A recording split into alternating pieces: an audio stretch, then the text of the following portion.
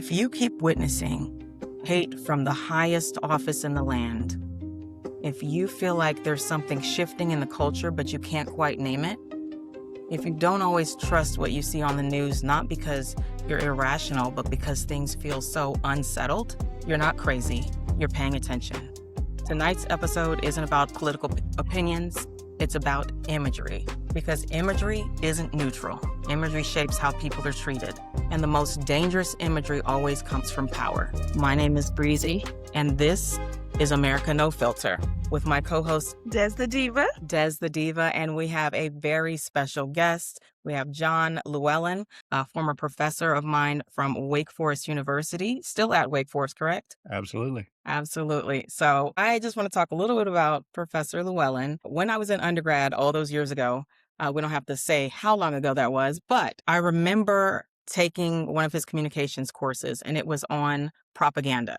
And it is one of the most impactful classes that I've ever had in my life because I remember it to this day. We are diving into a conversation about propaganda and imagery and how that impacts how people perceive what's going on. We've been seeing a lot of images lately. We're going to talk about the images that we saw last week that the President of the United States released, where he depicted the Obamas as apes and a lot of members in the Democratic Party as animals, and what kind of message that was sending. And we're going to juxtapose that against Super Bowl that we just had this past Sunday and the halftime show put on by Bad Bunny.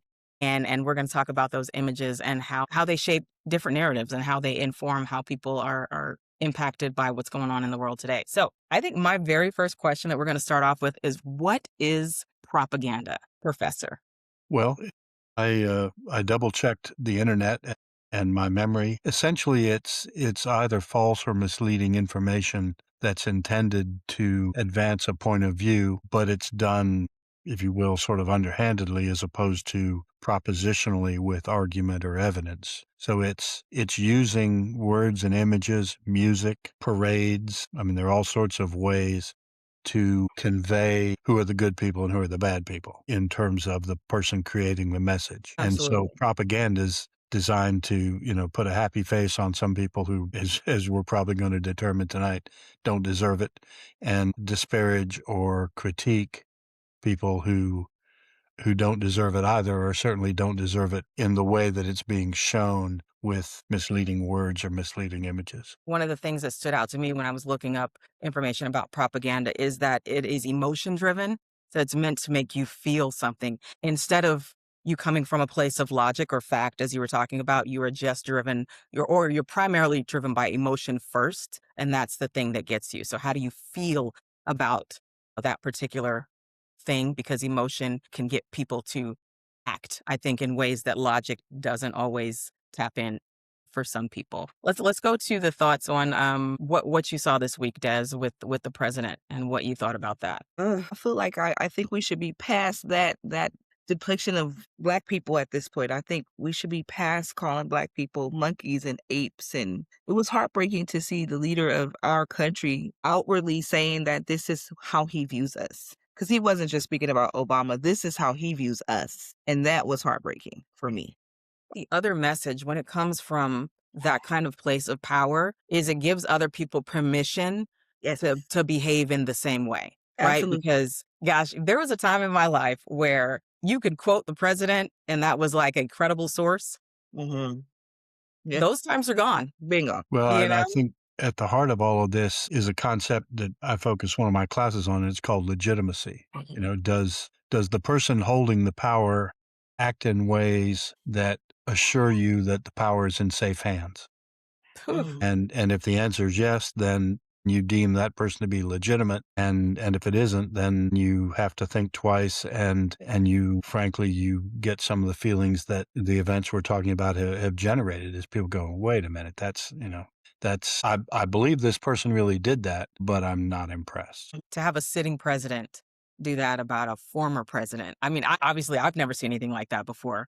I mean, it was shocking for the sake of being shocking. And I think that there are those of us that can kind of see past the distraction that it was, because mostly it was that. But I mean, it was a lot of other things as well. But I think that there's just so much to unpack with the things that are communicated from these high offices now that have made most messaging coming out of the White House something that you have to question, not once or twice, but 3 times, right? Because it's just not the same. I think all the era of political decorum, all of that's gone. So you're just not getting that same kind of political correctness. People are saying what they really think and feel, and maybe sometimes that's good because then you know where you stand instead of having people talk about you behind your back and you not really know. It is very, very disheartening, honestly, and it's embarrassing, I think, on the world stage. But that's just my personal opinion.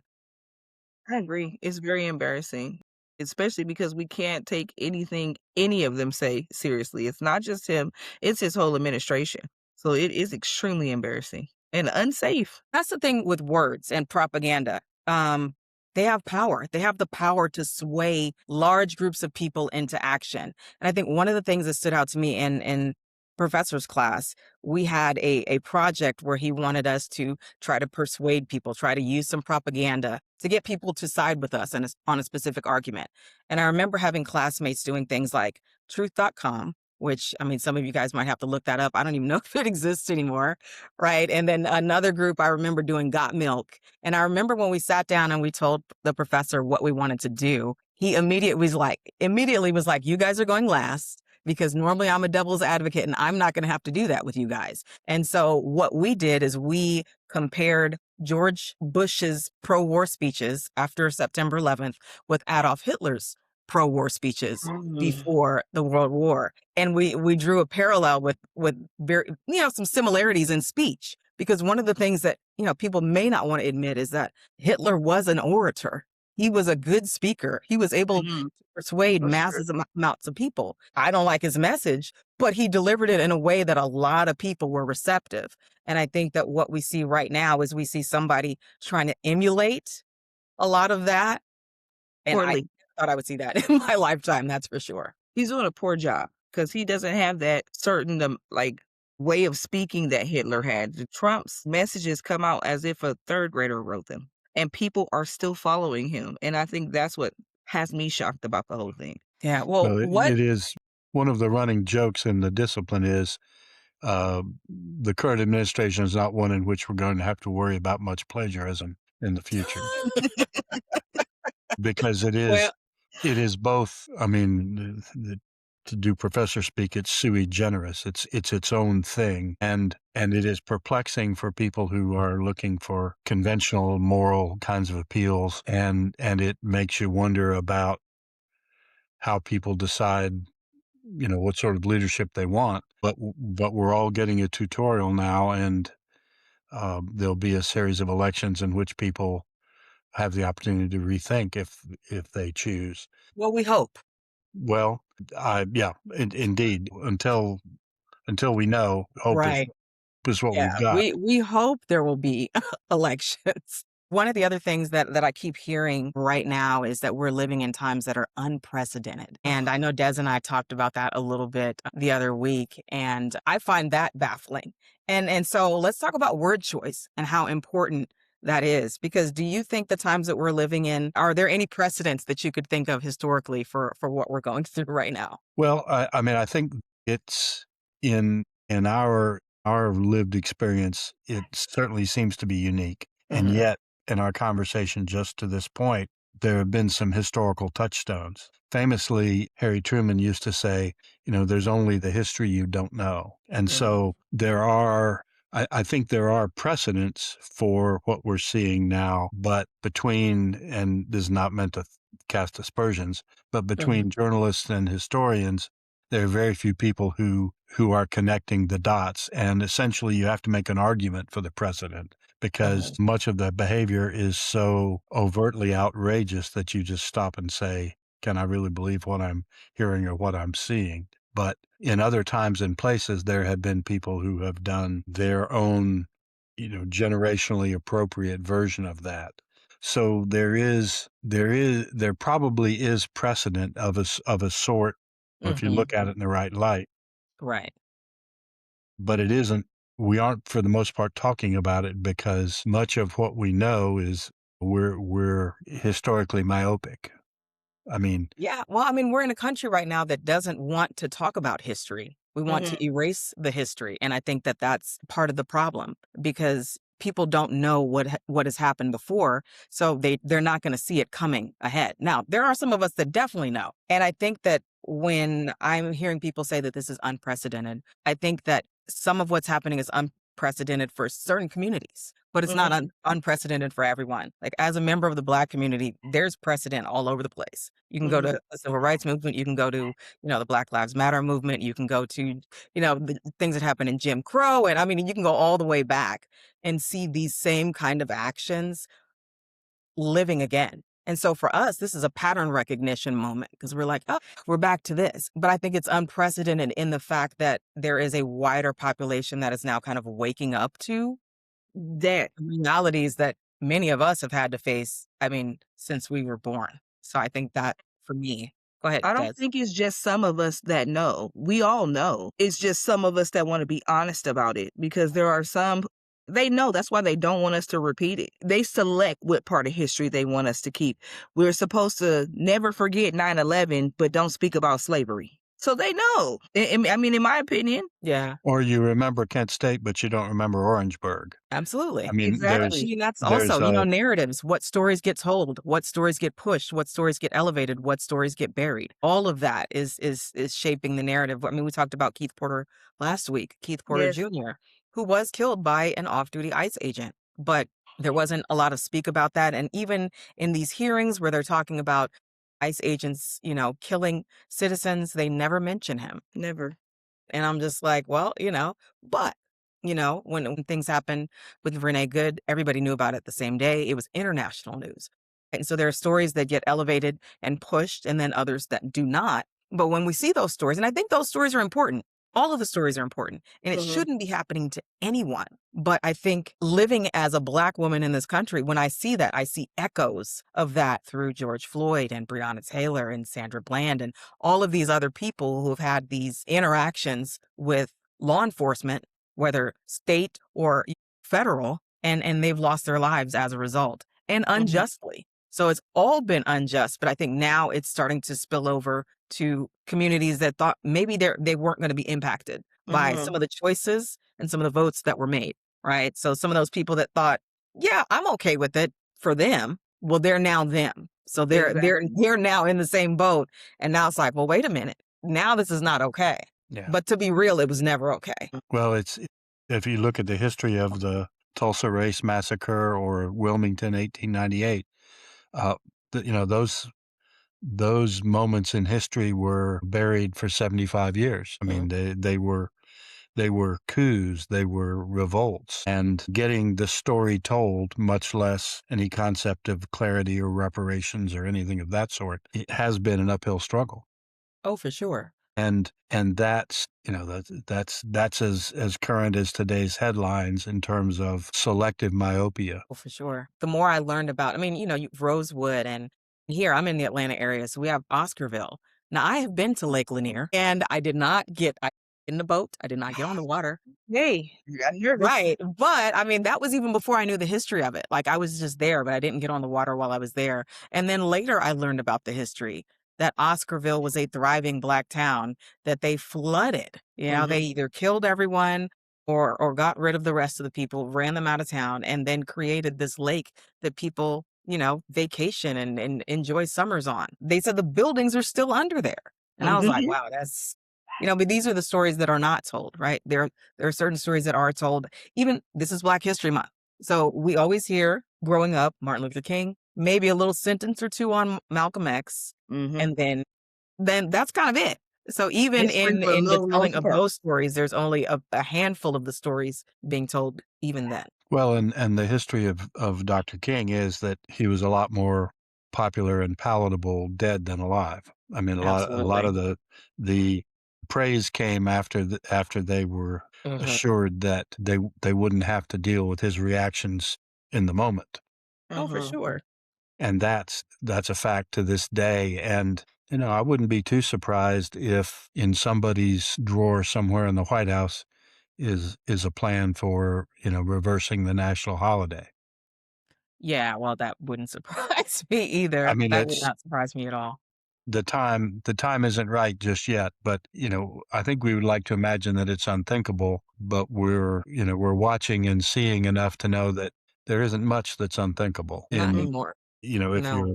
you've got a certain set of values and agenda, it's straight ahead. You just don't say it all at once. We talked about that. I mean, what we're seeing right now with these ICE detention centers and how they are very much like the Japanese internment camps that we had right here on our very own soil. I think oftentimes people like to think that, Hitler and Germany and all of that was something over there. That was them, those hateful people over there, not realizing that he studied the Jim Crow South. He studied America and was like, Mhm. oh, I could utilize some of how Americans treat Black people, and I can do that to the Jewish population. And so othering what happened there and distancing ourselves from it allows America to continue to lie to itself and be like, Mhm. we're all of the propaganda that we like to believe, right? Freedom, justice, all of those things. I still think there are a lot of people holding on to those ideas, and the world is looking at us through a very different lens right now. Mhm. Indeed. The world is starting to see the cracks that any marginalized communities, we've already seen them. We know them very well.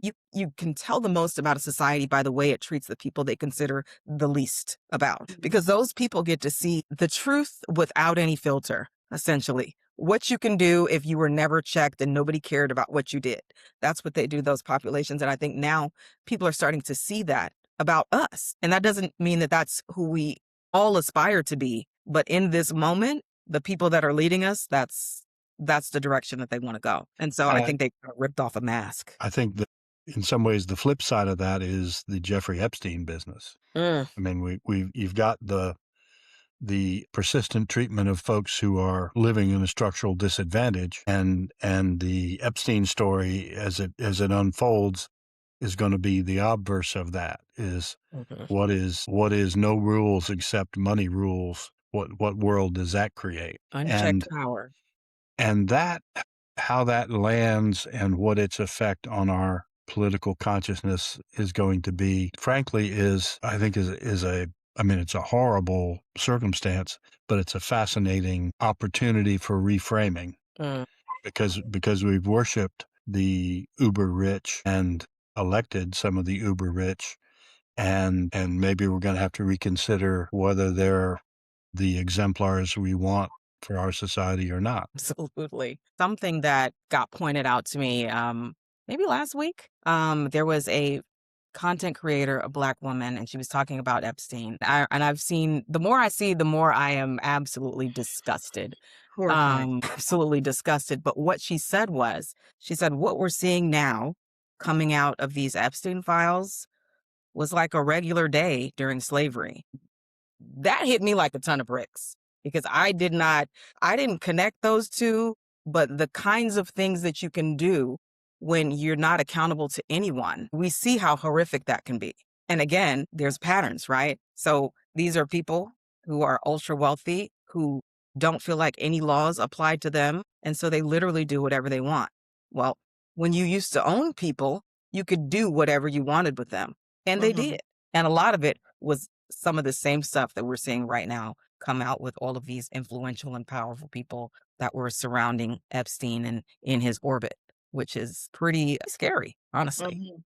And yet it is I mean, some people are talking about it making Watergate look like a walk in the park. And if that's true, that may invite us to reframe our values in some fairly significant ways. Hadn't happened yet, but if you look at the amount of time and effort and being spent to prevent it from happening, Mm. certainly suggests that there's a there.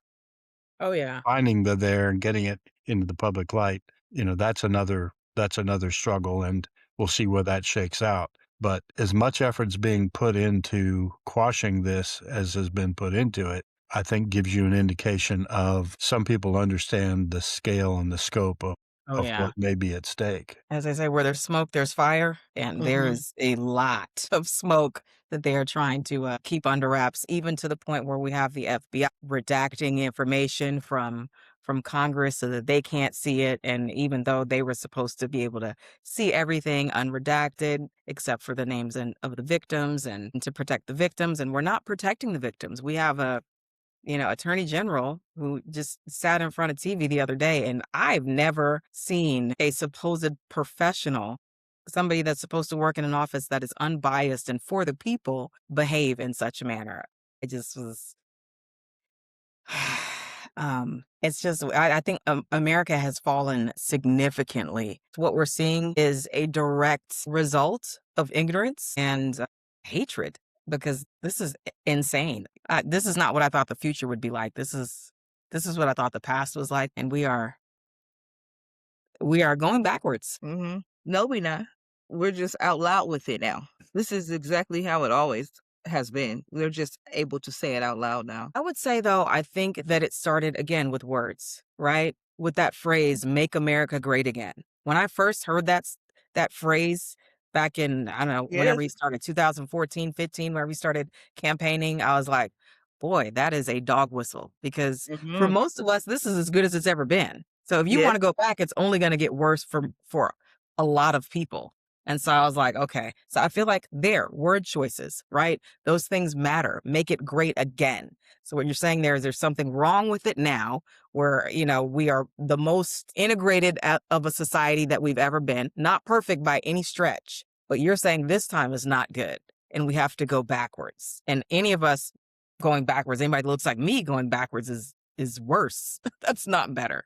Right. So I think it started with that kind of framing because that definitely was a dog whistle to certain types of people, and here we are. So let's move forward because we've gotten on a little bit of a tangent, but a good tangent. So let's talk about the flip side of what we saw last week from the president. We then go to Bad Bunny performing at the Super Bowl and it now being the most widely viewed Super Bowl in history. I'll start with you, Des. How'd you feel about the performance? I was proud of Bad Bunny, but I think I stated before that I wanted him to do the entire thing in Spanish just to make a statement. I was extremely proud of him. I saw how he was showing his culture, the people working in I think that was the sugarcane Okay. field, how you saw dancing, you saw culture, you saw love, you saw so many positive things about his culture and American culture that I just loved his performance. I'm very disappointed at the amount of people that don't know that Puerto Rico is part of America. I'm still struggling with that one. And how angry people were that this was not an American show. And then I even heard people blaming Obama, and I'm like, how? I didn't hear that. I heard people blaming Obama, and I'm like, how? I think that Bad Bunny's halftime performance was timely. It was what I think a lot of people needed to see in this moment. Just like Kendrick's last year, I think was very timely. And so I feel Absolutely. like those had a lot of ties and connections together. What I loved about his performance is yes, that it was in Spanish and Mhm. unapologetically, no subtitles. Because I think, he wanted to highlight the fact that, you know, Spanish, people still speak Spanish in America. Like that's still okay. You could be American and speak Spanish. The diversity of hues in the people that were Yeah. represented because, there are Puerto Ricans that are white presenting and there are Puerto Ricans that are very dark skinned and you had everybody in between. And so I loved that. And then just the historical ties, the references, the original Puerto Rican flag that he displayed. But I think in this moment, he also chose love, joy, happiness, like you were Yes. saying, because we're seeing so much of the opposite of that in our everyday reality. And I think that showing the beauty instead of just showing more pain, because we see that every day, right? I think that's something that a lot of people needed. And I think that was a reason that it resonated. Even if you didn't speak Spanish, you could feel it. Yes. That was my take on it. Did you get to see it, Professor? I didn't by design in part, but I spoke to some of my classes about it, and a few were Spanish fluent, but most were not. And universally, at least in terms of the people who spoke up, and it was more than a few, they loved it. And I think you use the word joy, and I think that's there's a less noble phrase that living well is the best revenge. Mm.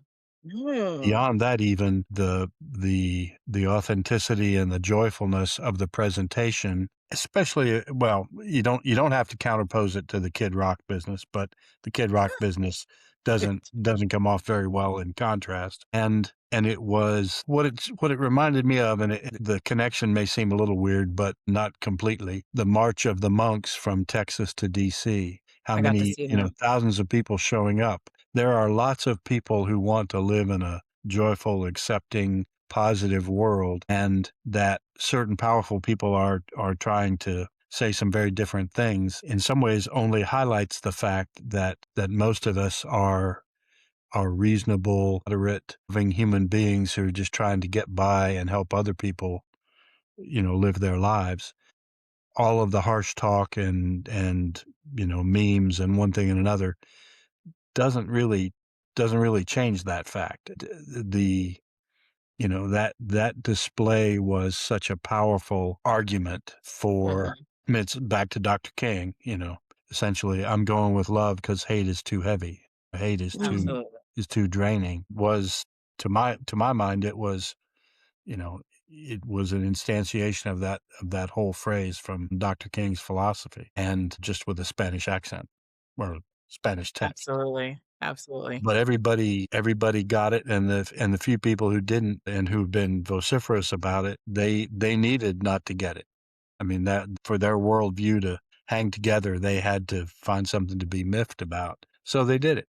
And none of that changes the fact that I would bet 80+%, if not 90+% of the people who saw it thought, I'm pretty sure that's Spanish, and I don't know where the biblioteca is, but these folks are having fun and being really positive with each other, and I'm down with that no matter what. mm, Absolutely.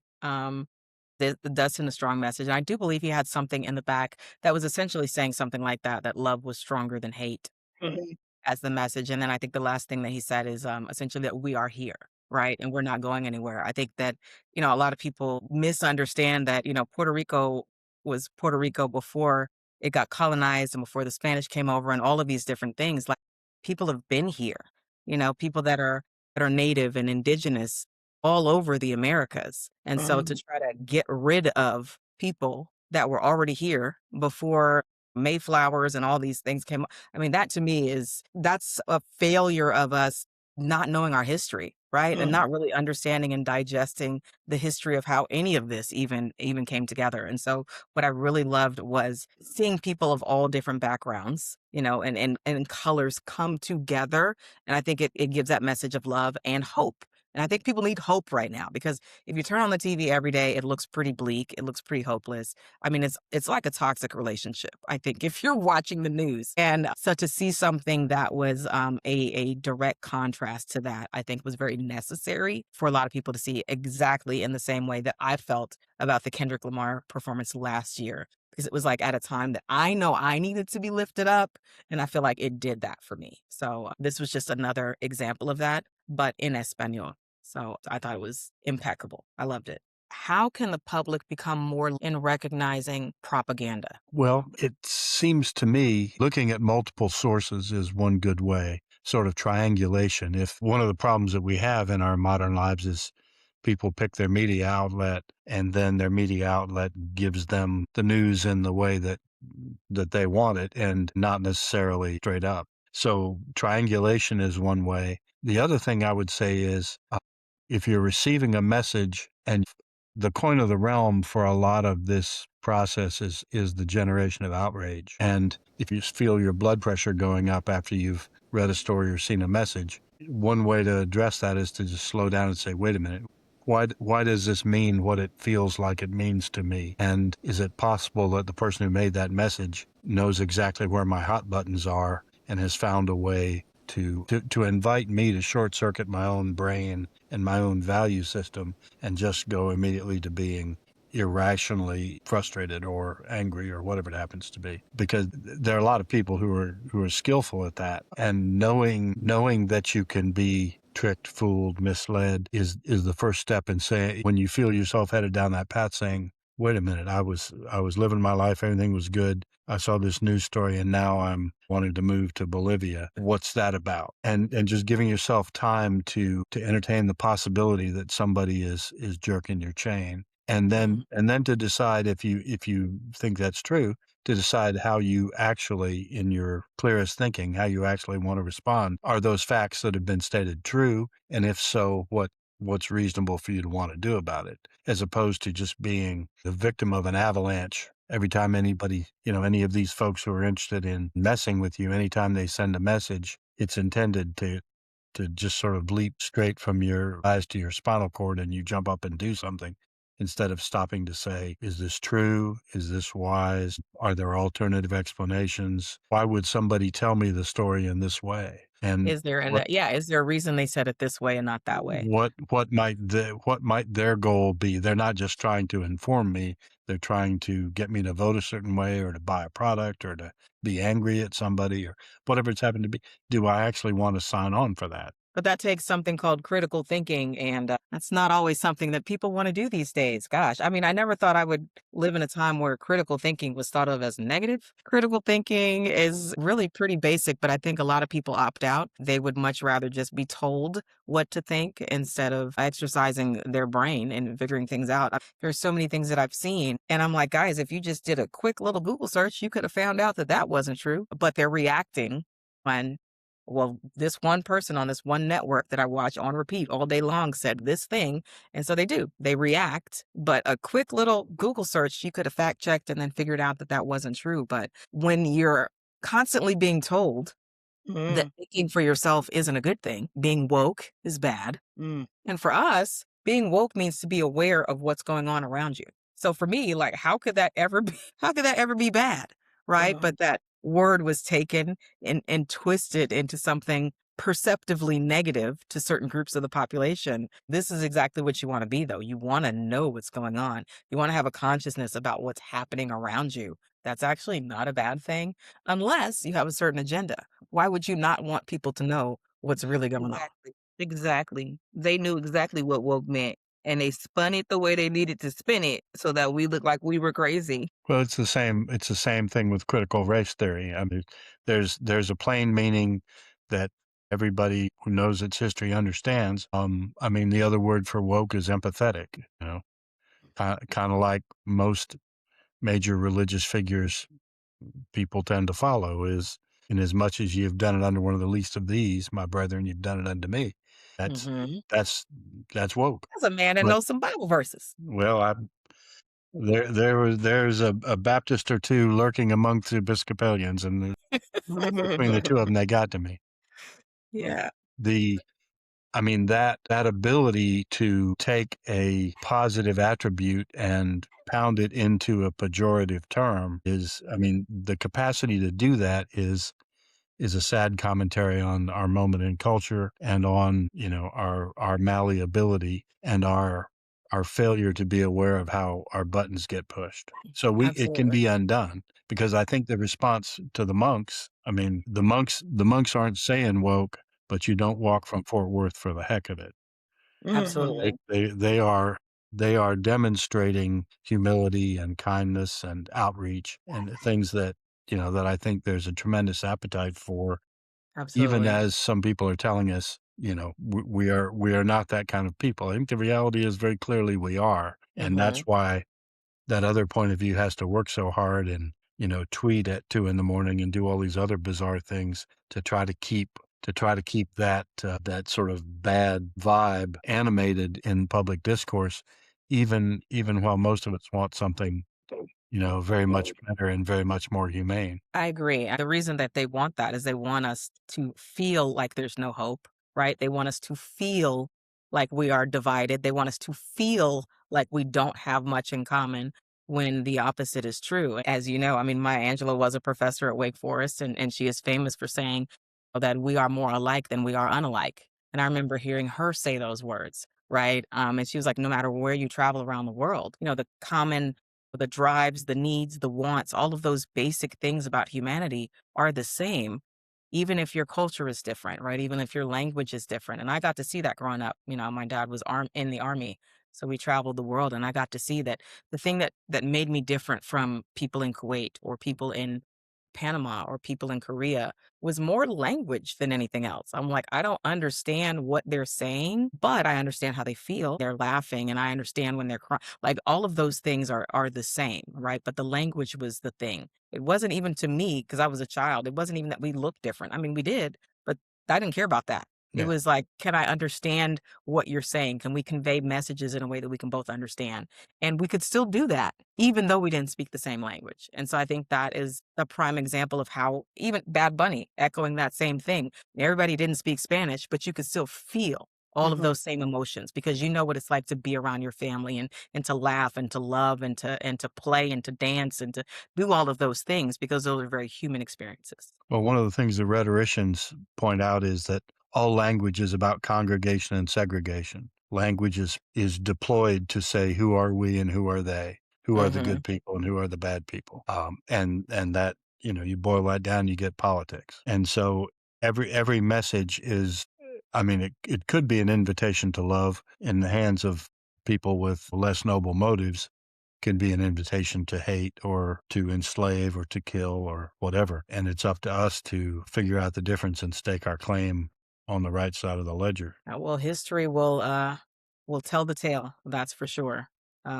These are some interesting times that we find ourselves in. I never thought that we'd have to refight for things that my parents and grandparents and great grandparents fought so hard for. But I do love seeing that a lot of people are activated and a lot of people are starting to get to a point where we're not going to continue to just take all of this laying down. I think it's taken a long time to get here, but I do have some hope for the future because I do believe that the people that want to just live a decent life, I think those people far outnumber the others, but you have to be willing to stand and do something. If nothing else, let your voice be heard because silence is complicity. Absolutely. You have anything else you want to say, Des, before we close it out? Really enjoyed having you here. I wish I had the pleasure to take your class. I feel like I learned Thank a you. little with you here and wish that appreciate you being willing to come on and speak with us. My pleasure. Absolutely. It's good to know there's a generation out there that's calling it like it is and trying to bend toward justice. Thank Absolutely. Thank you so much, Professor Llewellyn. I am so happy that you were able to join us here tonight. Like I said, I was telling Daz, I was like, I gotta call my professor. I'm gonna see if I can get in touch with him. And I'm so happy that you were gracious enough to come on with us I'm and spend a little delighted you time with did. us. Yeah, because This has been energizing.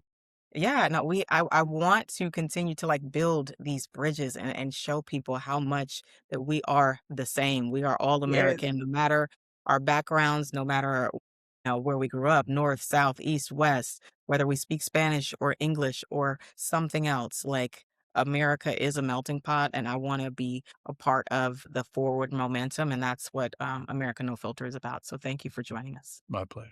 All right.